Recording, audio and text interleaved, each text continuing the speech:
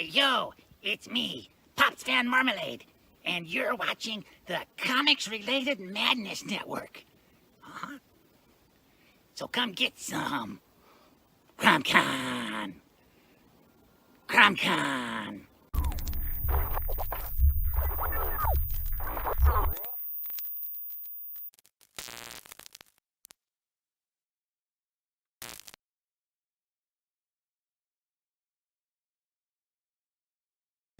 Do that. Leave Twitter behind. It's a dumpster fire anyway.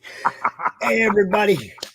Welcome to the newest show in our lineup, Drawing with DMon, the DMon, Dan Monroe from Dragon Brush Arts. What's up, my friend? Hello. How you doing? It's I renamed my comic network the DMon Network. So DMon comes from the first initial of my first name and of course the first three letters of my last name, DMon. So it's Demon. We like it. We like it. We don't have near enough demons around here, man. Yeah, that's what I figured too. Of course, you know me, you know how I see myself anyway as a dragon, demon, all those kind of things. So, I'm the kind of guy who I kind of gravitate towards the villain of a story. Right. I feel like I have much more in common with the villains, more like Darth Vader and things like that, than I do with the light bringing pretty boys. Oh man! So we have one of our friends that survived the hurricane down there in Orlando. Oh, dude, she was posting videos. There were fish swimming. Oh my god!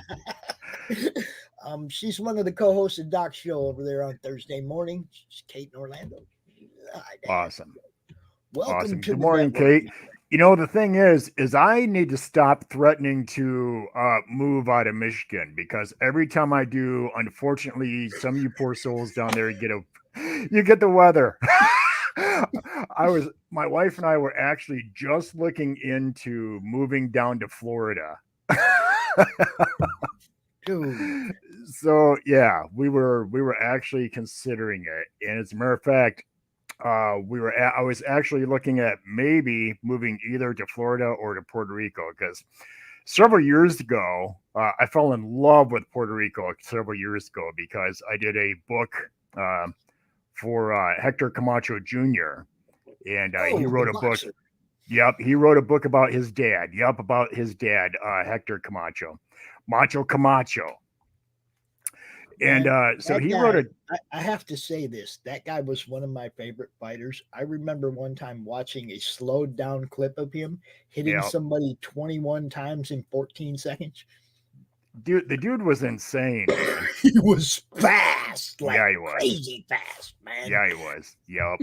So his son is a boxer as well. And so he wrote a children's book, talking about his father, because unfortunately, Macho was murdered a few years ago. I don't know if you know that or not, but he was murdered, and so it was a horrible thing. So he wrote a book for his dad, kind of celebrating his father's life. And there's a children's book, so I illustrated that for him.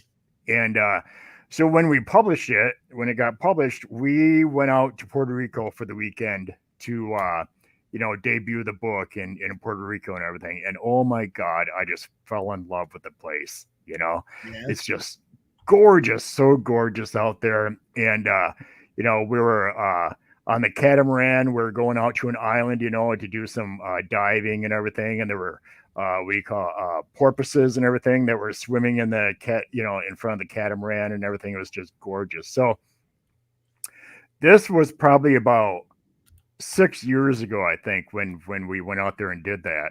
And when I came back, I told my wife, of course, she wasn't able to go, but I told my wife, I said, well, I have got to move out there. It's just gorgeous. Of course, my life is one of those lives where I've done so many different things. It's just crazy, just unreal. When I was younger, I was in the Army, and my last few years that I was stationed in the Army, I was stationed in Hawaii. So, like the best military duty anybody could ever do, really, So that's where I learned how to run an airbrush when I was in the Army. When you're in the Army, active Army, especially during peacetime, which I was in during peacetime, the Army is more like a day-to-day job, more like a 9-to-5 job type of a situation. So on the weekends, I would have my weekends off most of the time. So I would spend Saturdays downtown Honolulu learning how to run airbrushes on on t-shirts. So I was always making t-shirts and airbrushing those in front of crowds and things like that. And that's how people started calling me Dragon Brush. All right, because I was painting a lot of dragons on t-shirts at that time with an airbrush. And that's also why, if you see my logo, I'll show it up here a little bit. That's my logo is a dragon using his airbrush as his flamethrower. Right. So, but anyway, that brings me back forward about 20 years to going to Puerto Rico. And Puerto Rico, when I was there, it just took me back to that island lifestyle. You know what I mean? Yeah, I don't know if you've been on an island or what, but everybody is mahalo. Everybody is so laid back. You know what I mean? And I don't think that I've ever been on an island where I've seen people unhappy. Everybody is always happy, man, because you got the sunlight, you got the warm breezes off the ocean, you've got the ocean out there. Oh my God, it's just perfect. You know what I mean?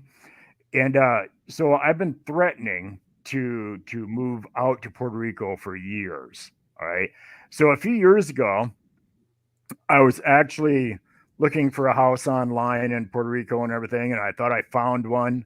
And my wife and I, and even our oldest daughter at the time, she was still living at home. We were thinking about moving there seriously.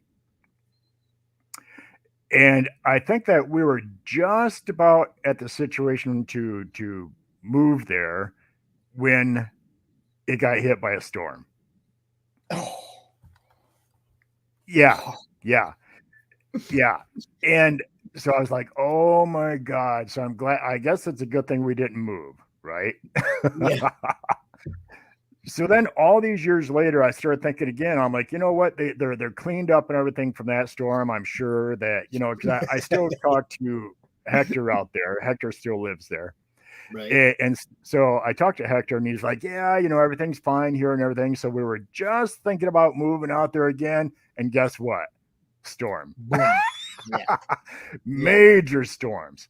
So then my wife and I were like, well, you know what? We have family in Florida. So we're like, me and I have a couple friends down in Florida. They're like, Dan, just move down here, man. It's great down here. Just move down here. So I'm like, okay, so maybe we'll just move to Florida. So Kate likes your evil laugh. Everybody loves my evil laugh, man. I'm going to segue from your evil laugh into Captain Wallace. Oh my God, Captain Wallace. Oh. Yes. Tell everybody Wallace. A little bit about what you do when you go to cons and stuff, and what you do on your TV show. Yeah, you know what? There's so much, and I do a Captain Wallace. I'll pull up a painting of Captain Wallace here. That this is a painting that I did of my character, Captain Wallace. He's a pirate captain, and I've been playing this pirate captain for, oh gosh, probably about 20 years in one way or another. But I started out many years ago. All right, you know what? Every story that I tell has to have a backup a little bit. So let me back up just. It does. It really does. It's okay. It's okay. That's what I want to do. I want people to get to know you. so that they Right. want to watch what you do, bro. Right. So, I've always been an artist my entire life, whatever I've done, whether I've been in the army, whether I've been a, grocery store manager, whether I've been a restaurant manager, all those things that I had to do to make money to raise the family and everything while I was doing my artwork in the background, right? That's what we all do. That's what real artists do, right? Most artists don't really make enough money to just support themselves just solely on their artwork. Unfortunately, sad but true, you know. So a lot of times we have to work in the back and do our artwork in the background, and that's that's the way real life is. But anyway, one day my wife and I had been married probably, I don't know, 15 years probably at the time, and she came home one day to find me like I had an old green, like a green, I don't know, blanket tacked to the wall, and I had a camera set up in front of it. I had lights all over the place. I was standing there in this horrible pirate costume that I had hobbled together. I mean, like a foam pirate hat and an oversized red coat that I found at the Goodwill store and things like that. And she's like, what are you doing? I'm like, I'm making movies. I'm making movies in our living room. That's what I'm doing. So uh so that's where Captain Wallace started. If you look on the internet, you can still find Captain Wallace and Evil Dragon Fire Theater and all that, and those fun old videos that I started back then. But the idea, the premise behind Captain Wallace was that he was a Mortal Kombat character that got left behind and got left out of the Mortal Kombat game, which I'm a big gamer and I love Mortal Kombat, always have.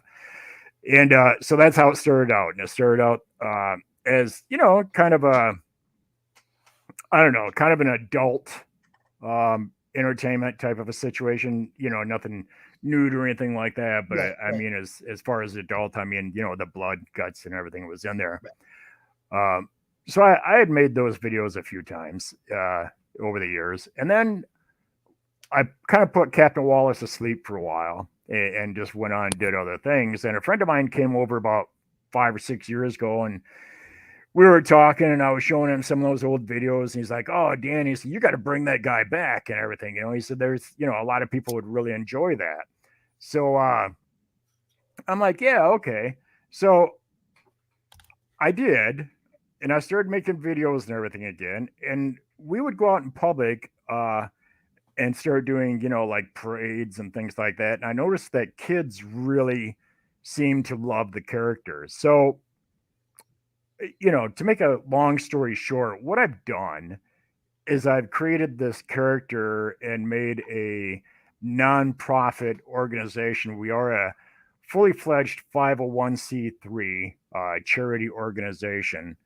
And we use Captain Wallace's artsy adventures, and we go and entertain children in hospitals and wherever children need an extra laugh or an extra bit of entertainment. That's what we do. So I do have not only Captain Wallace, but I have a mermaid that goes along with me, and we have Spooky Joe, and we just seem to go and have a lot of fun.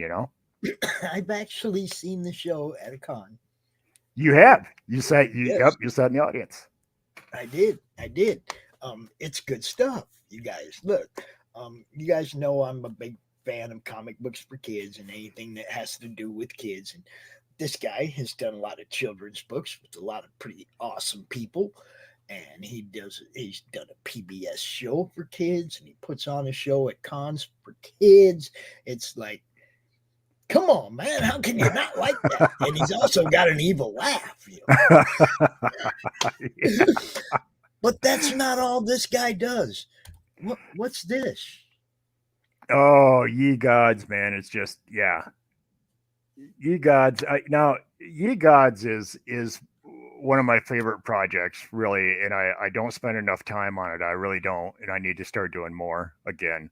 But there we go. Ye Gods is it's Thor, Morrigan, and Hercules. And it's my idea of what would happen if these three gods were thrown across the universe and wound up in a planet where they still have their powers, but they don't really know what's going on. You know what I mean? And it's just slapstick comedy. It's fun. It's funny. There's nothing serious whatsoever about it. And it's just me having a lot of fun. So, yep. And, a lot of people have asked me too, they're like, well, where did you come up with, the Ye Gods name? And I'll tell you that my daughter was in a high school musical in one of her senior year, I think.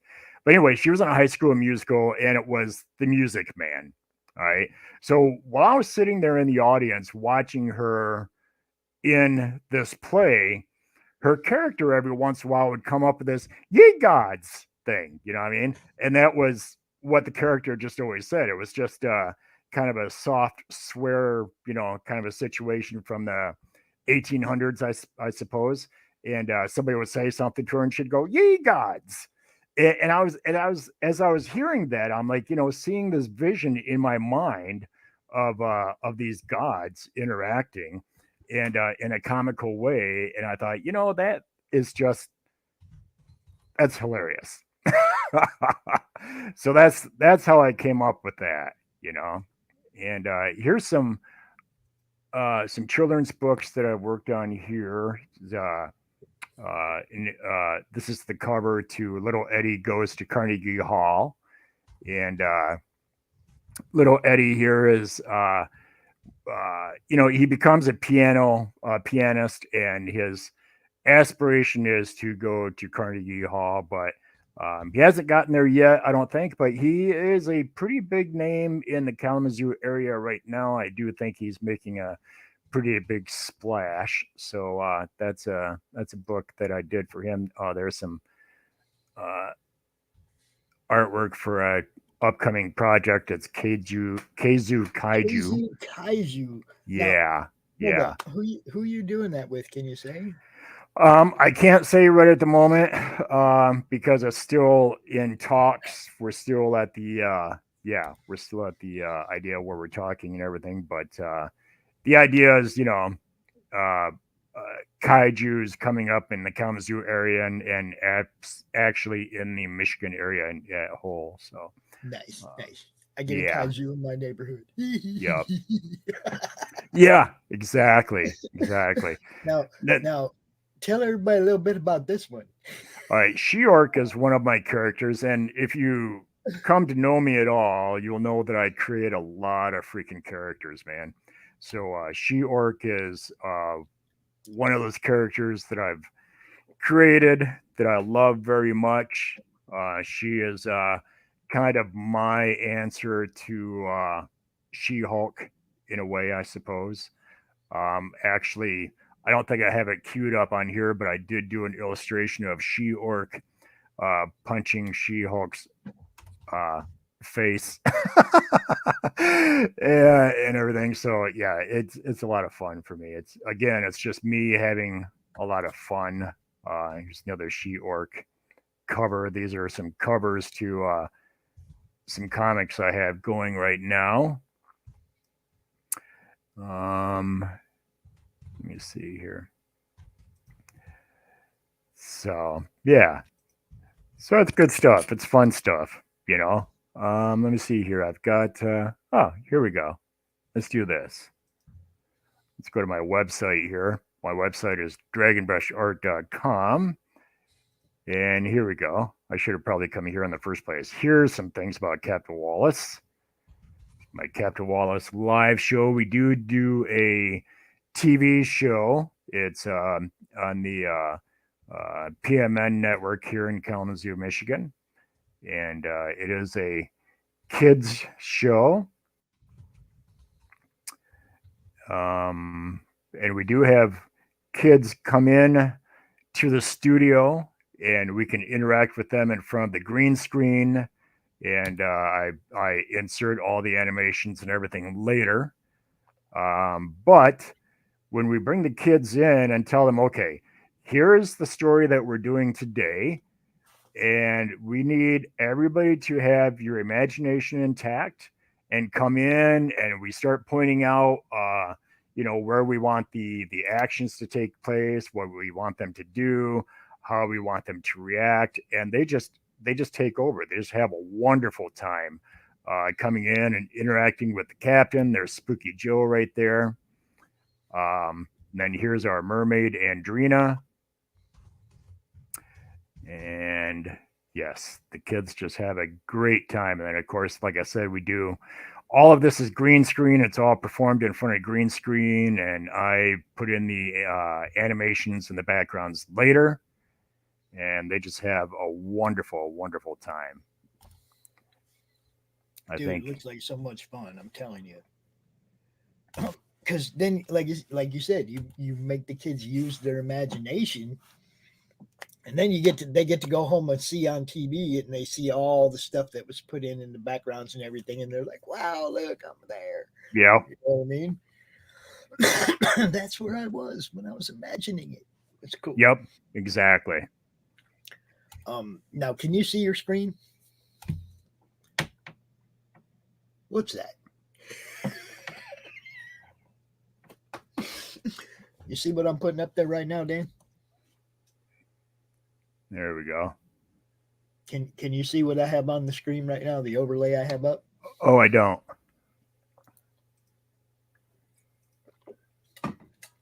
It's beautiful. Oh yeah. Okay. Yep. You gods with crown with crown. Yep. Absolutely. And that's I was really happy when you were talking about doing the Crom comic. Yeah. And you know what? I think that's going to be just a lot of fun. I'm having a lot of fun doing it. When you put out the call to do a Crom comic, I told you, I said I can't wait to design Crom the way that I would portray him, the way that I'm portraying him in with Ye Gods. And again, I just had a lot of fun. Ye Gods are some of the most fun for me to draw. And I think that if you really look at the artwork, and if you really look at Ye Gods, and especially if you look at the way I draw them and everything, I mean, you know what? I don't know. How can you not have fun drawing those guys, right? I love it.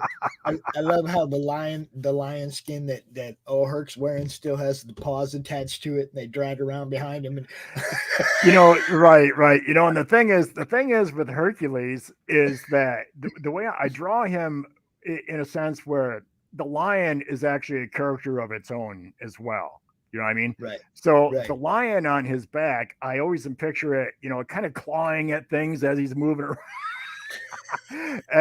around, and then, he's got the tail dragging behind him, the paws down underneath that are like dangling, And Dan's one of them people that actually had his story done and ready to go. So we're not going to disappoint Dan. We're definitely going to be putting these books out. Okay. But I think you've expanded on your story even more, haven't you? I'm expanding. Yeah. Because remember when I was working on it and I asked you, I said, oh, okay, how many pages can I have, and you're like, well, at first you were like, well, as many as it takes or as many as you need or whatever. And then you're like, 4 or 5 pages or whatever. So I'm like, yeah, okay, I can do 4 or 5 pages. So when I got in and started working on it, and as I drew and started telling a story more and more, I contacted you and I'm like, I could do a whole issue just on I could easily do a whole issue just on this by myself. Yeah. So basically, some people I've just gone ahead and said, go ahead and roll with what you're doing. Yeah. Crom crosses over into your universe. Awesome. Some stories are still going to go into the anthology, but we probably won't have 13 stories like we had before, because I'm not going to tell people to stop their creative flow. No, dude, just stop there just for the anthology. No, you know what I mean? I'm not going to do that. If you guys got, I think Eric Hodson's doing something that goes farther with his Crom story. So I don't know what he might still be bringing a short to the anthology, but it won't be the same one that he had, Right. because he expanded on that. Glenn's already done a second story. Yep. I mean, some of them are done, ready to go. A couple of them, like I think Hex, we're waiting on colors.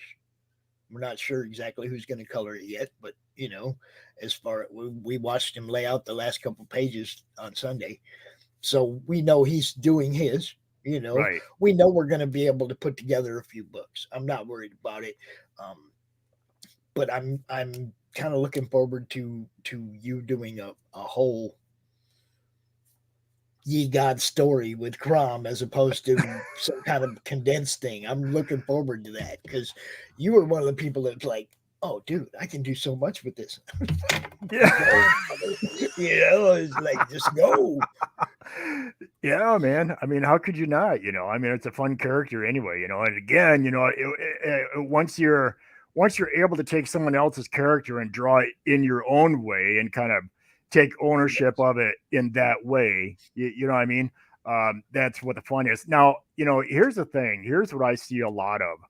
I see a lot of people, and don't get me wrong, the kind of artists that I grew up with, I'm an old guy, you know what I mean? So I grew up with Boris Vallejo. I grew up with Frank Frazetta. You know what I mean? I grew up with these were my two main guys that I loved the most. Bernie Wrightson, you know what I mean?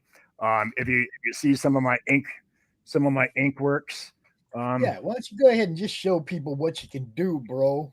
That's not an ink work. This is a color pencil on blackboard. Trying to find my camera there. Oh, you're I love the UFO, dude. That's yeah. Well, this is Mars Attacks King Kong. Look at that. Is what this is. That's wonderful. I have a Crom Mars Attacks crossover of my own, right? Do you? Yeah, somebody drew Crom popping one's head. But that's a color pencil on blackboard. So I work in grays and white when I do that. And what I'll do as we go along with this show, today's show is just kind of sitting down, just kind of talking a little bit about what I do or whatever. But as I go along with this show, I'll actually be drawing some of these things on camera and stuff. So. Cool, man. That's all. There you go. Crom attacks. Hell yeah. Hell yeah. That's the kind of stuff. I mean, people draw Crom, and I've got so many different drawings of it. And like I was saying, those are the kind of artists that I grew up with. Bernie Wrightson, Frank Frazetta, Boris Vallejo. And unfortunately, what I see a lot of people right now trying to be one of those guys. You know what I mean?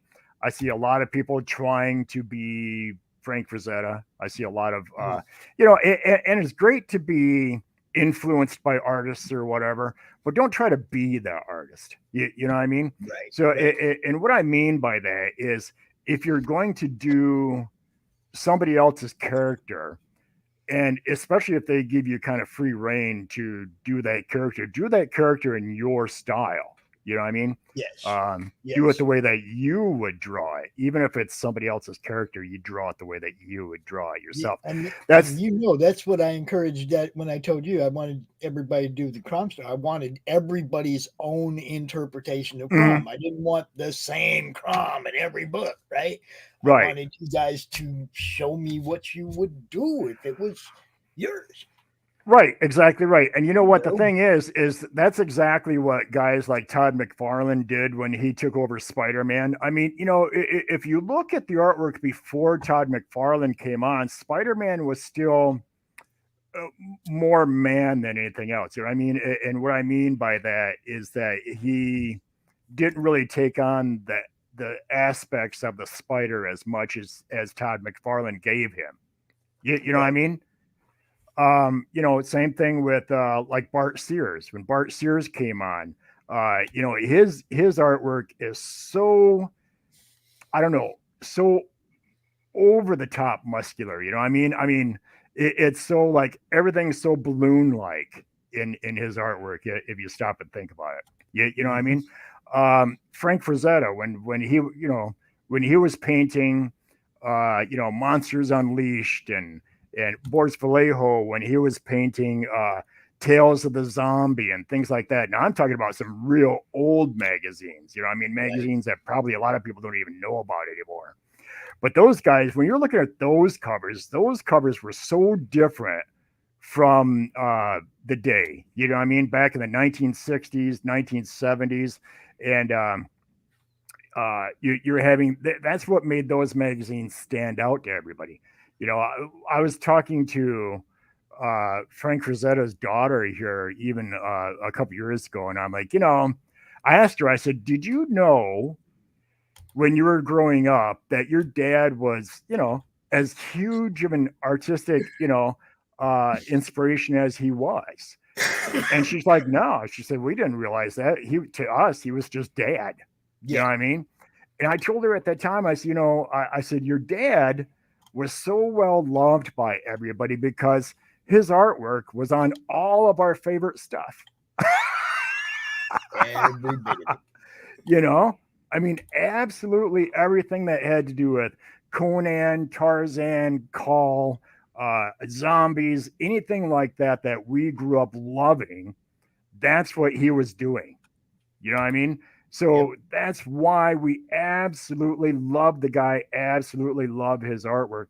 And, it brings me back to my point, though, that everybody loves him so much. And he found a style that worked so well and that was so unique in the 1960s and 70s that even today, we're in 2022, and we still have people trying to emulate that style and still trying to be that artist. You know what I mean?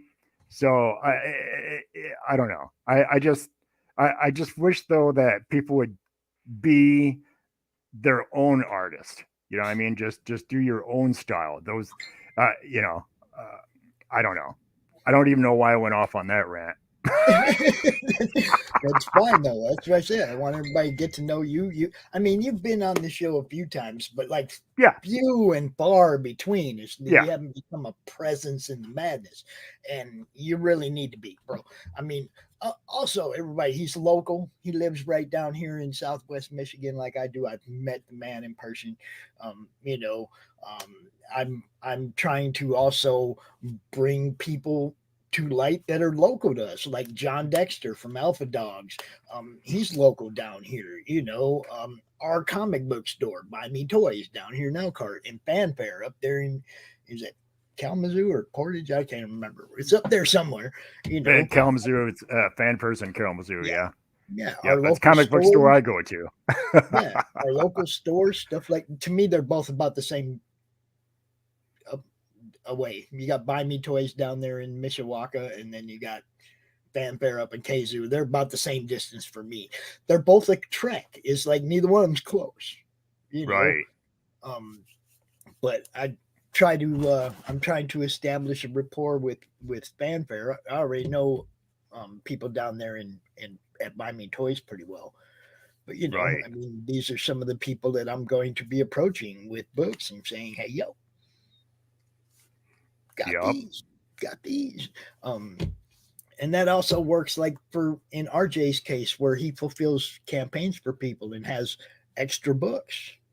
We can help him unload those people's extra books. Yep, exactly. Okay, so all you guys that are using RJ for fulfillment, little nod of the head, and it's like your books go on the road show too.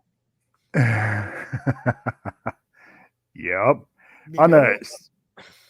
I'm sorry. Oh, look at that. That's awesome. Hold on. No, I was just showing some of the artwork for some of the children's books I've illustrated in the past. These back here are for Dennis Rodman, of course, the children's book that Dennis Rodman wrote a few years back.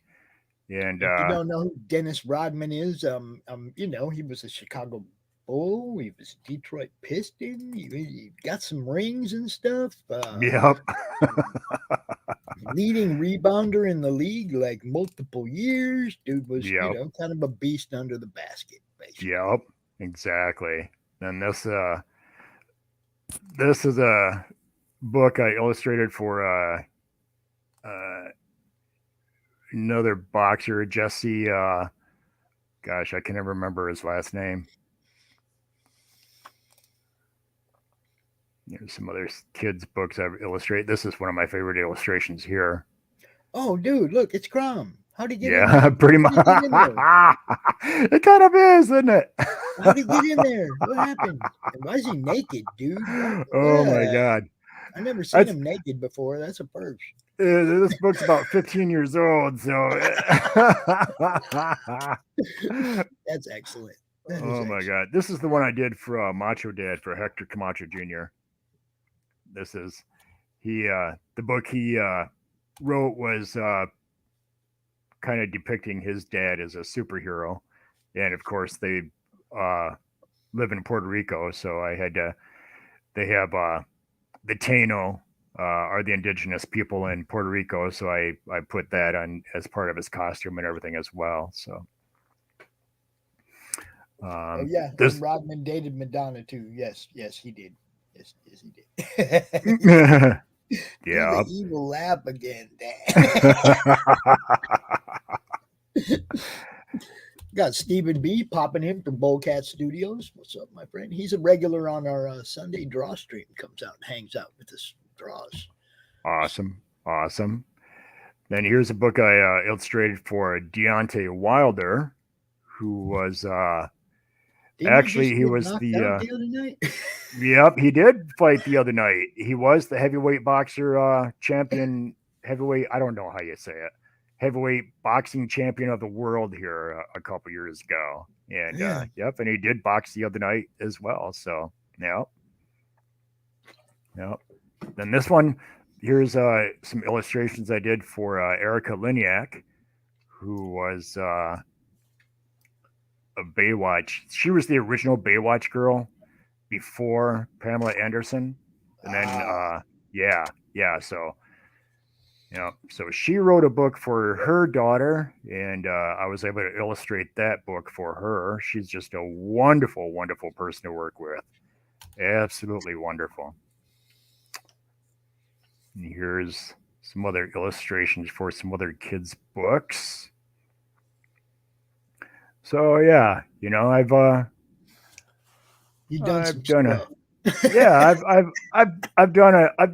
a couple of things here and there, Look, the first time I met him, I was walking the con floor. I think it was the first time I'd ever done any first time I was doing interviews on a con floor, actually. Yeah. And I was walking around trying to act like I knew what I was doing. And when you run into people that perform, you know what I mean? When you run into people that perform, you get a little something from them. Oh, yeah. You know what I mean?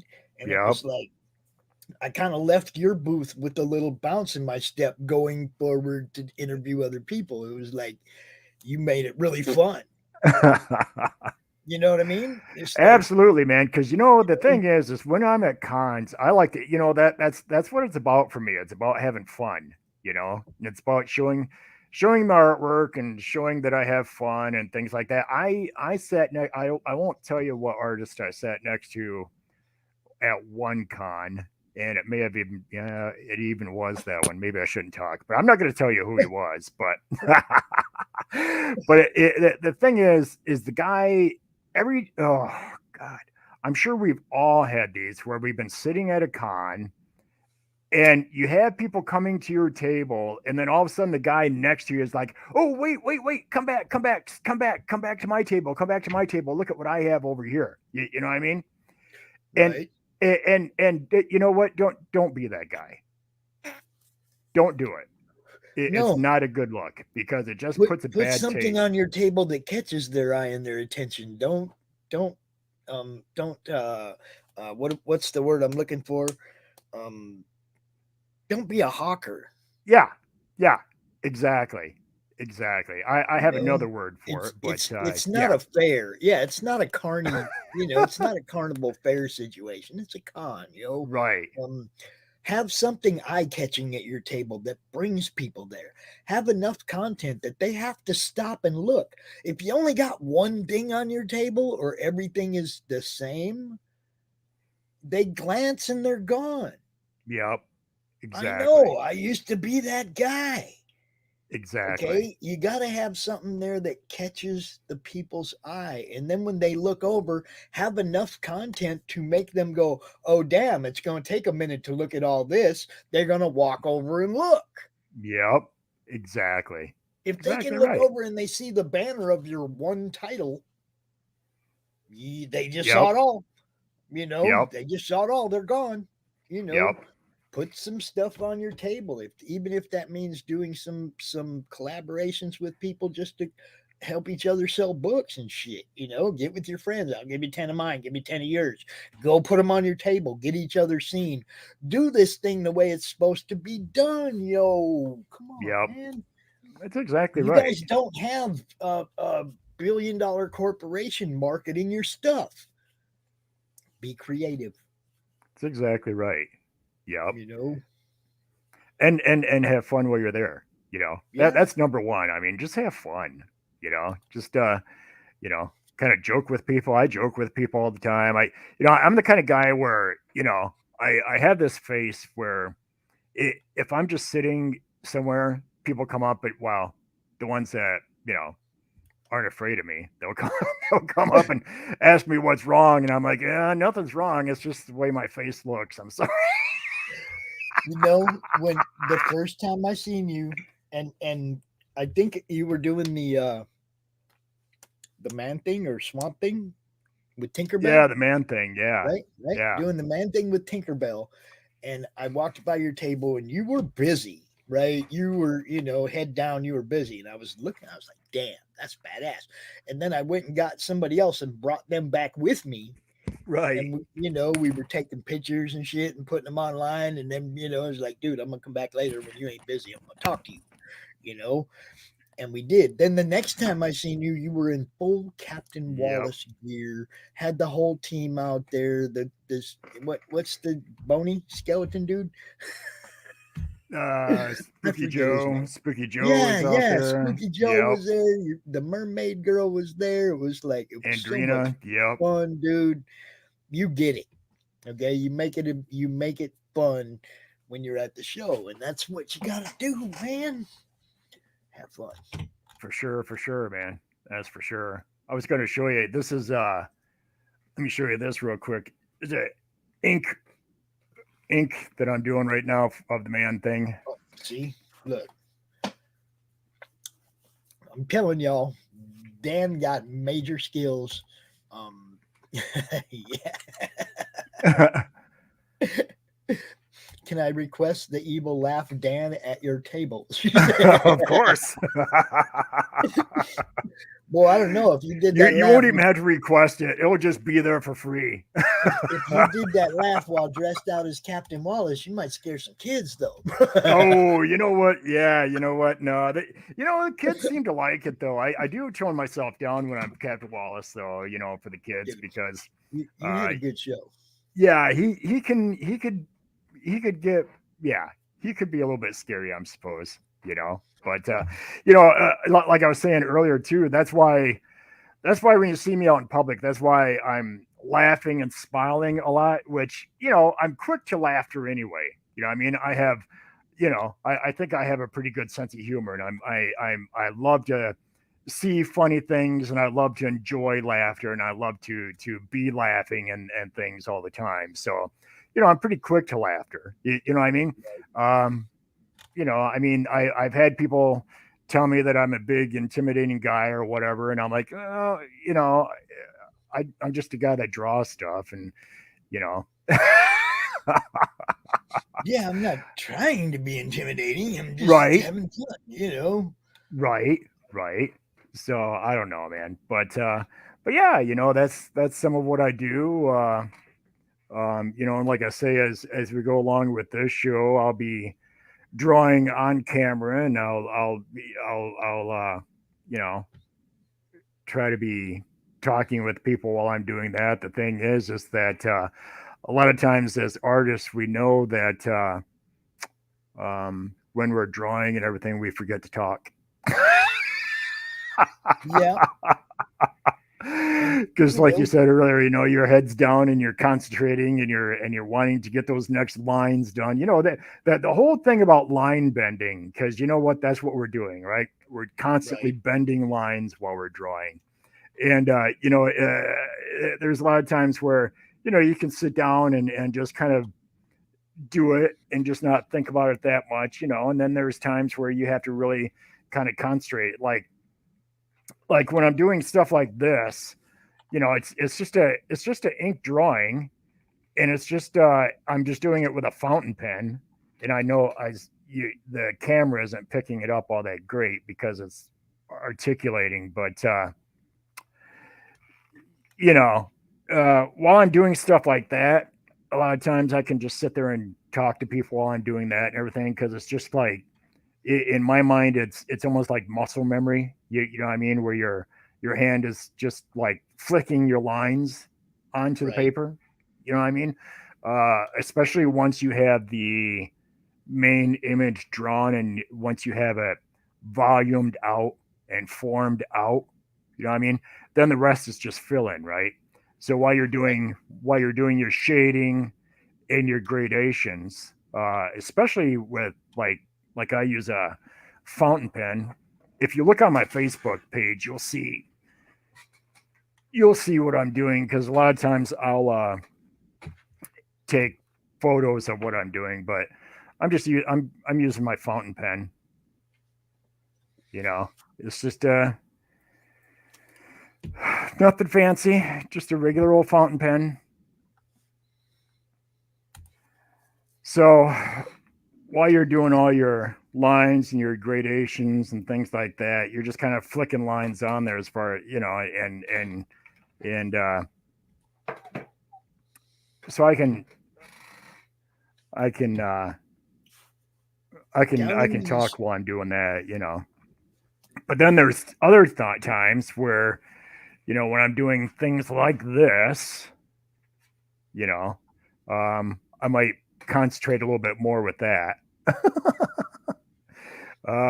Because in my mind, I'm pretty much painting with a pencil. You know what I mean? So my inks, I try to do my inks in a way where my inks look more like sketches, but my pencils look more like paintings. Because as you know too, I do a lot of painting.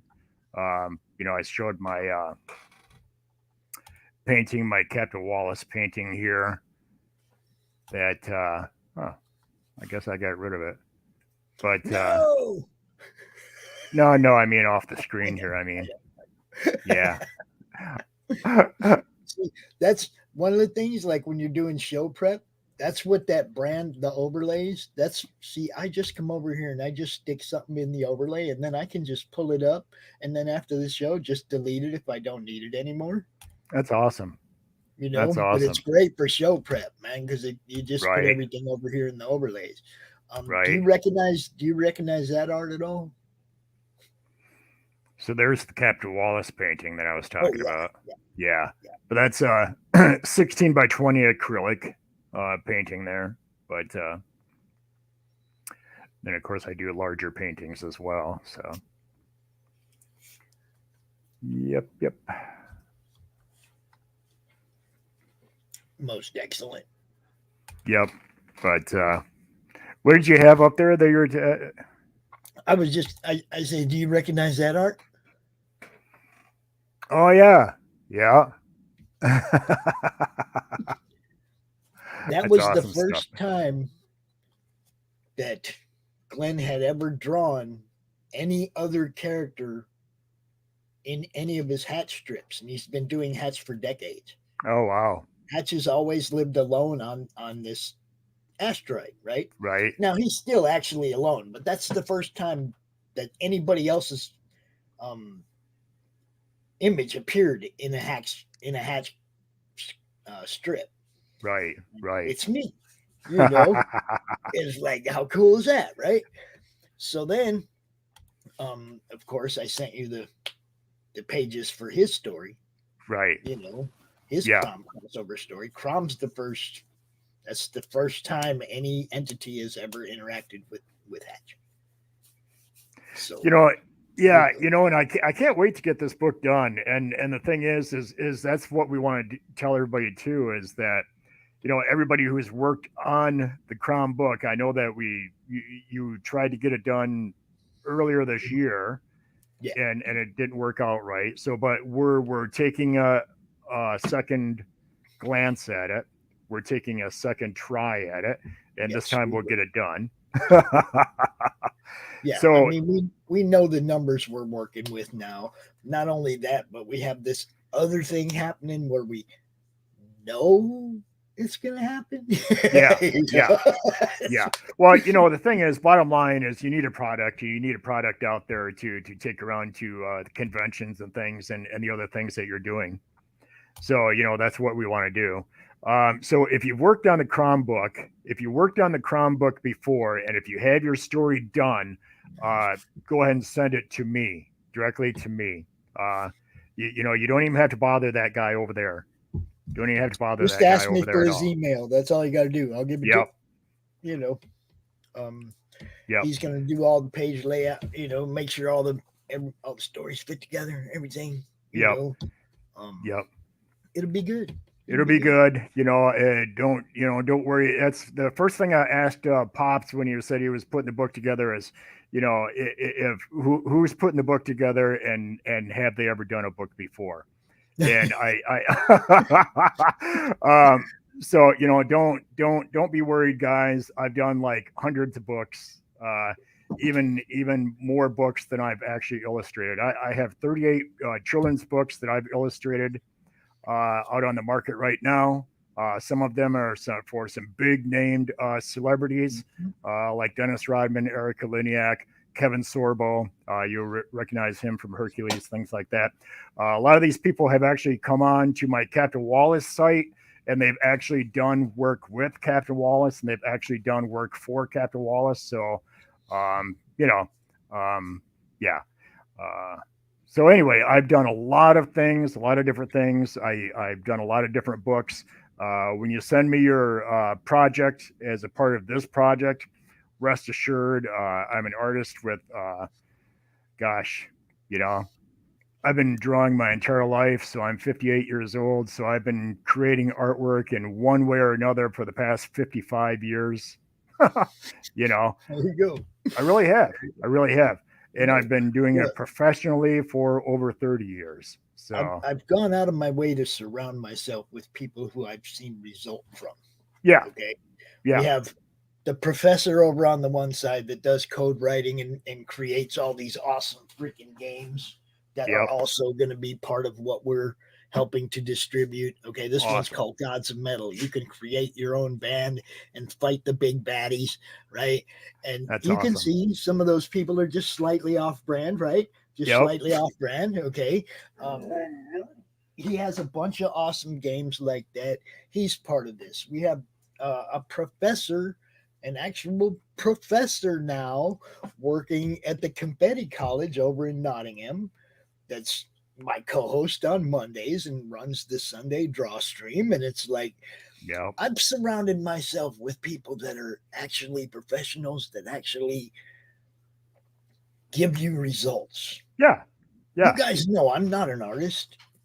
All I'm trying to do is bring this all together. I used to teach at Western Michigan University, right? So, you got we got another one. So you got another one. Yeah. Yeah. We got a doctor, 2 professors, 3 professors. Yeah. See, and that's the thing. That's the beauty of this network, man. It's because you bring people together that they all have different strengths in all different areas in all different regions. Now, a lot of times artists, we want to do things and we see things in our mind that we want to do. We want to create a network, or we want to create this or that. But you know what? At the end of the day, really, we just want to do our artwork. You know, we want to do our artwork and we wanted to get it out there. Now, what you have to do a lot of times when you want to do your artwork is you do your freaking artwork and then you hand it off to somebody else and let Right. them get it out there in the world for you. You know what I mean? And I think that that's a big thing, a big help that you're coming in, Pops, and you're helping to make that happen. I just have a vision, bro. Yeah. I have a vision. And my vision doesn't happen without a whole bunch of moving parts that move together. Yep. You know, Yep. I mean, a whole bunch of moving parts that move together. And everybody who gets involved in this makes us that much stronger. Yeah. That's all, Absolutely. Absolutely. you know. Everybody as artists, we all have egos. I'll say that dreaded, nasty E word because it's true. We all have egos. I don't care if you've never published a thing in your life yet. You know what I mean? I don't Yeah. care if you think you're God's gift to art. You know what I mean? Your egos are both the same. They're just as big. You know what I mean? Because I've seen it. I've seen it millions of times. You know what I mean? I posted that in the madness a couple weeks, or I posted it on my page a couple Oh, weeks did you? ago. Yeah, I was like, man, the biggest death to collaboration is ego. Yeah, it is. Basically, you know, it stops the best things from happening, man. Yep. Don't let ego stop good shit from happening, yo. Nope. Yep. Don't get in your own way. You know, and that's the thing. The fans will appreciate you acquiescing once in a while to good content. Yep. You know, go ahead and bite the bullet and collaborate with some cool ass people and make some good stuff for the fans. The fans, they're the ones that spend the money. Yep. You know, that was one of the reasons that I really started doing this. It was like, because I'm a fan first. Yeah. I was a fan before this started 3 years ago. You know, Yep. so I come at you guys with a fan's perspective. Affordability, quality, you know, all that stuff matters to a fan, especially if we're a collector. You know, and we're all fans. We're all fans of one thing or another. I mean, that's why we're all artists, right? That's why. That's how we wind up becoming artists because we see artwork that we became a fan of, that we started to emulate in our own drawings, in our own artwork. And through doing that, we started developing our own style. You know what I mean? And even now, we're still fans. We still have certain things we like to watch on TV. We still have certain comic books we like to, buy in the comic book store. We have certain things when we're walking through a comic convention that will make us stop in our tracks and say, whoa, let me look at that for a minute. You know what I mean? So we're all still fans. So did you get the OBS figured out? Me?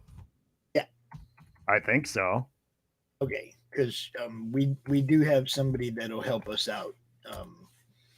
Oh, okay.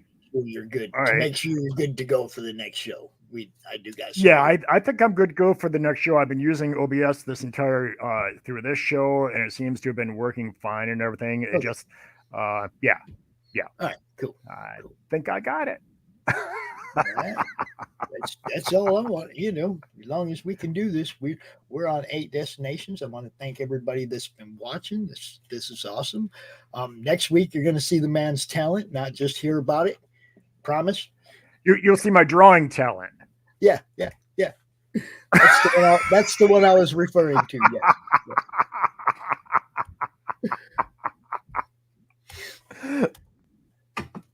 Enough of that. Cool. Hey, you know what's up. Thanks, Dan, for coming out. You guys stay tuned weekly right here, Wednesday mornings, 11 a.m. Eastern.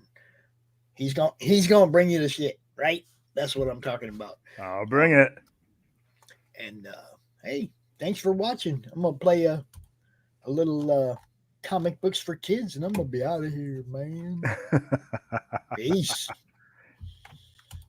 Comic Books for Kids provides comic books to kids in hospitals and cancer centers across the U.S. It's a place where we can all work together to make sure every child has a comic book. 100% of all proceeds go towards the kids. It's about making a difference, and while they're in the hospital, allowing them to fly like a superhero, battle dragons, or rescue teddy bears. We are in every state in the country and now support over 160 hospitals. Every month, we add more.